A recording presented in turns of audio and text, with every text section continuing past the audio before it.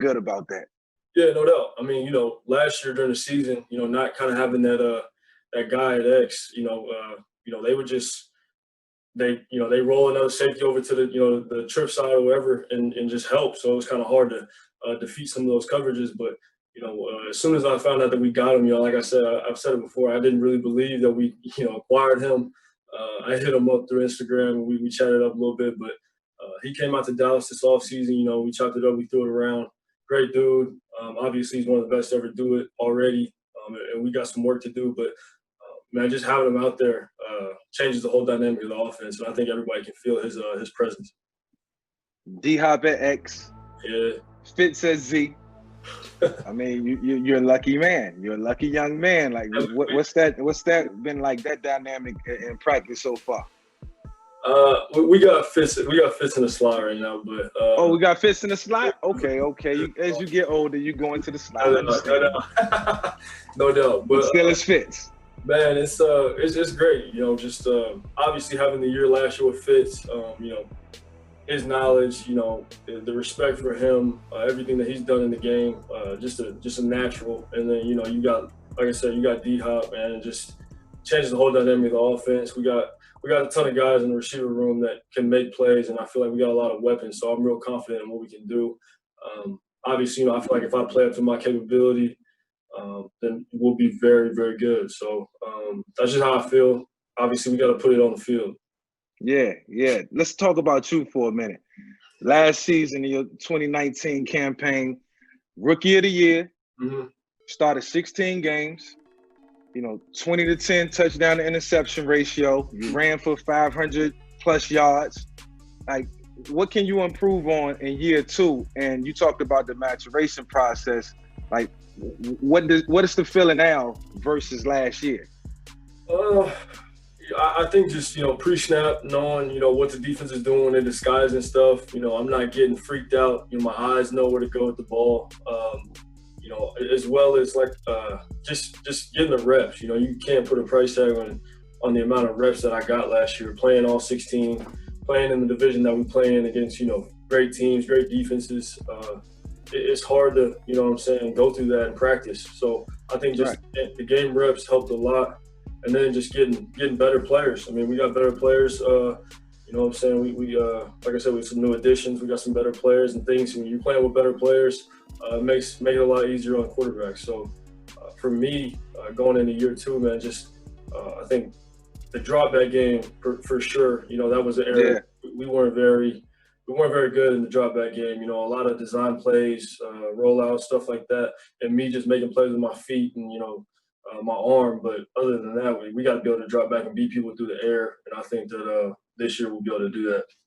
Absolutely. You're looking a little wide in your T-shirt. What, you got a sweatshirt on? No. You're looking a little wide. Look, I recently read that you bulked up a couple pounds. What was the reasoning behind that? Did you do it because did you have a welcome to the NFL moment last year that made you feel like you needed to bulk up a little bit? Or, is it for your own personal desires in football? Yeah, I've been saying, it's just a natural maturation of the body. I mean, I'm 23 now. I don't go into the weight room, saying, oh, I'm gonna put on 9 or 10 pounds of muscle. I just go in there and work. My people natural. Close to me, just natural. People close to me, they've been training me for a while, so he knows what's best for me. I trust him.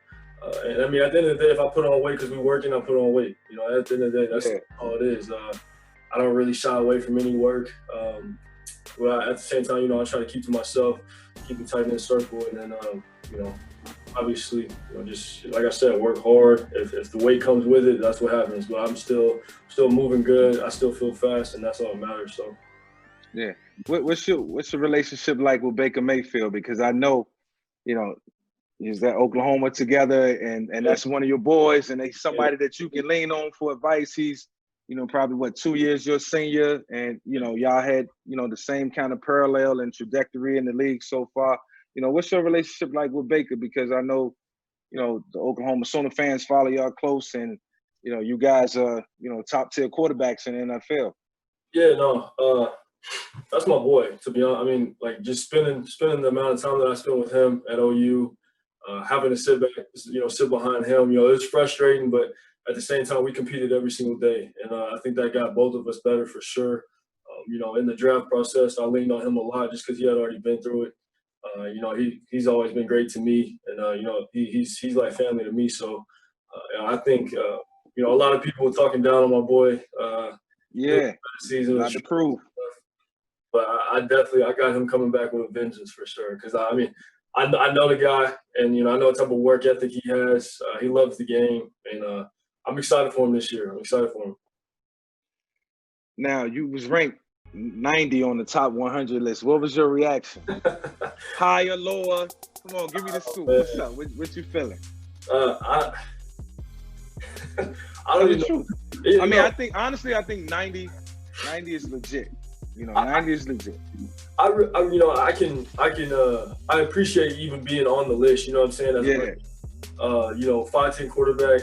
Not a lot of us doing it. Not a lot of short guys doing it to ever really do it in the league. So, there's a respect factor there. At the same, I've seen a couple guys ahead of me that's like, but at the same time, that's the reaction I wanted right there. It's the reaction I wanted. But hey, it is what it is. It is what it is, like I said. But at the same, we went 5-10 or whatever it was. So I get it as far as the production. You know what I'm saying? The record, how it lines up. What other teams did, how those individuals performed on those teams. At the same time, I got my own perspective. Yeah. It doesn't need to be heard, but it is what it is. We were just gonna keep grinding and make that climb.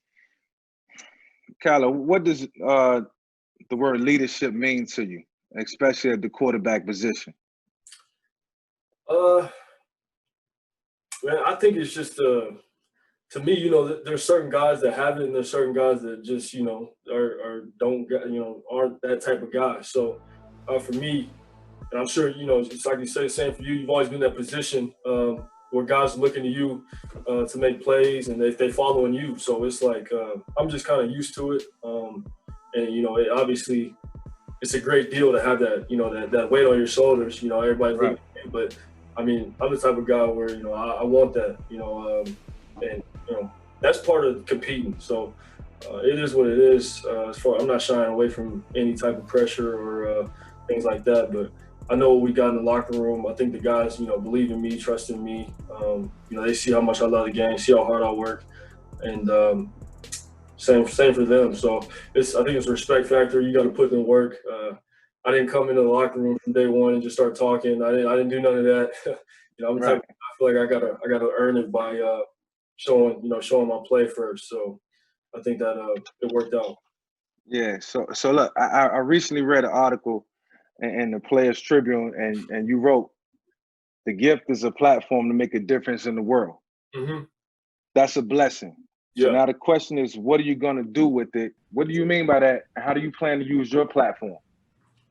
I was riding on the highway just listening to music, and one of the dudes I was listening to said something about just basically along the lines of giving back, and I was kind of just thinking about it. It was like 7 a.m. in the morning, and but for me personally, looking up to guys like you, a lot of other dudes, back then we never had any type of, platform to be able to get to you or message you, talk to you. Right. And, nowadays we got that. So for me personally, I know there's a lot of kids, a lot of young kids that look up to me, whether it's football, baseball, just life in general. Man, I just want to be able to be, one of those guys, figure for them, just to do right in the world. Obviously, some kids, some young kids that I can touch personally, be able to give my words to individually, but a lot of them, I won't ever be able to talk to them. So I want them to be able to, watch me, watch how I move, and maybe they can, one day, hopefully I can inspire them, to kind of, obviously be where I am, or it doesn't matter what it is, football, sports, business world, TV, doesn't matter. You can do whatever you want to do if you put your mind to it and work hard. So that's just kind of, something that obviously there's a lot more I can do foundation-wise and stuff like that, but just watching a person from afar, which I had to do, and just kind of putting it into your own life. So growing up Black and Korean, did you feel like your cultural traditions differ from your peers and the people you grew up around? I'm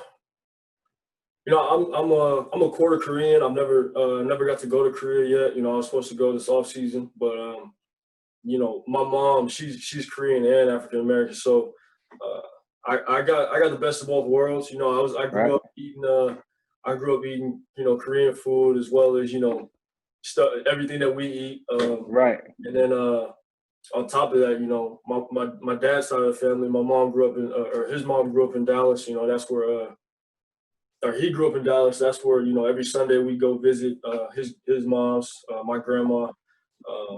So I kind of got the best of both worlds as far as Right. going to school and stuff like that. I was never Yeah. really picked on for being Asian. Yeah. But at the same time, I feel like every kid goes through dealing with some type of bullying or something like that. Along the Right. line. I think Yeah. how you deal with that, really can shape who you The are. way you grew up. Yeah. Yeah, so I'm glad I dealt with everything that I dealt with growing up. It wasn't as bad as some kids have it, but everything ain't gonna always go your way. So I think that's Right. something that I learned as a kid growing up where I grew up. Yeah, to all the kids out there who's listening, Kyler Murray right now, he just dropped the gem, and I hope you take a lot away from that. The state of the country right now, we're going through a lot, man, and but we're trying to rebuild, and you got to start from somewhere. What lessons do you hope our country take away from, what's going on right now in the world currently? Well, first off, I think the cleanliness and being sanitary. One, I hope this shines some light on how just openly, not sanitary people were. Yeah, Coughing out and sneezing, yeah, not wiping, washing their hands, stuff like that. yeah, That's day one, like manners, stuff like that. That's just I'm not glad, but I just, like I said, I hope it shines some light on that and allows people to be more clean. And another thing, man, just obviously racism in this world has been going on for a long time, and it hasn't stopped, obviously, and we got a lot of work to be done. But I think the generations to come, there's a lot of love and hate in this world, and I just think what's right is right, what's wrong is wrong, and man, we got a lot of work to do, obviously. Yeah, and guys like us will be at the forefront as instruments of change, bro. Trust me, I'll be walking hand in hand with you. If you ever need me for anything, you let me know. Don't hesitate. All right, so look, my fun question that I hit everybody on the QB7 channel with: name your 7 toughest defenders that you faced in last season. Yeah, the first dude that Give comes it to me. We got Aaron Donald. Aaron Donald's up there for sure. Obviously. Who else we got? Guys that let me see. Take your time. I'm gonna let you take your time. Yeah, it's a big league. Big league, literally. Can I say the whole 49ers D-line? You can say the whole 49ers D-line. You don't have to name names. So we'll give them 4. So now you at 5.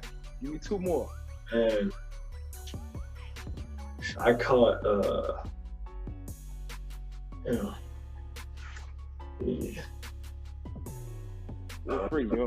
feel free to take your time, bro. Everybody that went through this phase right here. So I'm not trying to disrespect. I just want to know. That Jadeveon had that juice. Jadeveon got that. Okay. Give me 1 more. I'm talking strictly D lineman, really, because I go TJ Watt.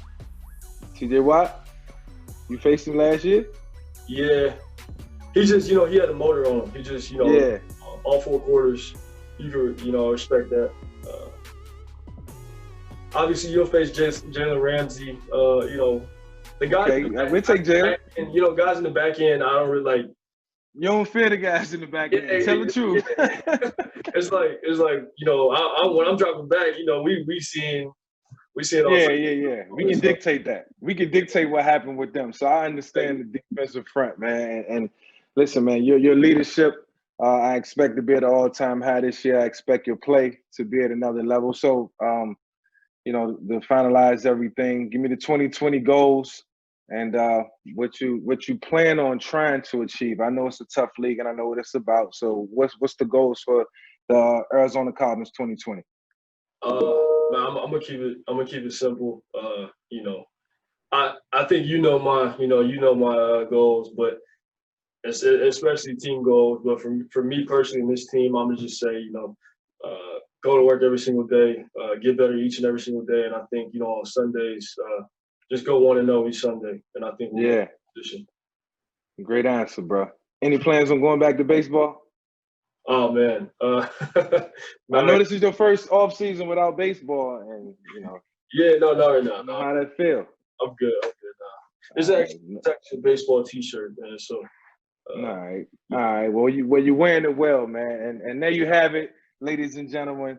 The incomparable Kyler Murray. Thanks for jumping on the QB7, man. And I'll be watching you, and I'll be talking good about you this year from afar. I love you, bro. Thank you, man. Love you too.